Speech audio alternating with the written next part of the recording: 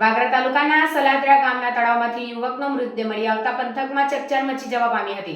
ઘટનાની જાણ થતાં જ વાગરા પોલીસ દોડી જઈ પાણીમાં તરતી લાશને બહાર કાઢી વાગરા સામૂહિક આરોગ્ય કેન્દ્ર ખાતે પીએમ અર્થે ખસેડી હતી। વાગરાના સલાદરા ગામે રહેતો અનિલ અરવિંદભાઈ વસાવા ગત 4 સપ્ટેમ્બરના રોજ સાંજના 8:00 વાગ્યે ઘરે જમીને નીકળ્યો હતો।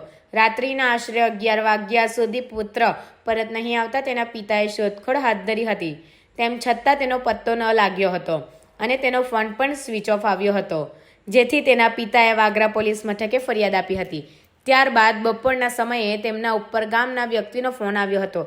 તેણે જણાવ્યું હતું કે આપણા ગામના તળાવમાં એક યુવકની લાશ ચડે છે। આ અંગેની જાણ થતાં જ પોલીસ પણ તાબડતોબ ઘટના સ્થળે દોડી જઈ લાશને બહાર કઢાવી હતી। આ લાશ અનિલની હોવાનું બહાર આવ્યું હતું।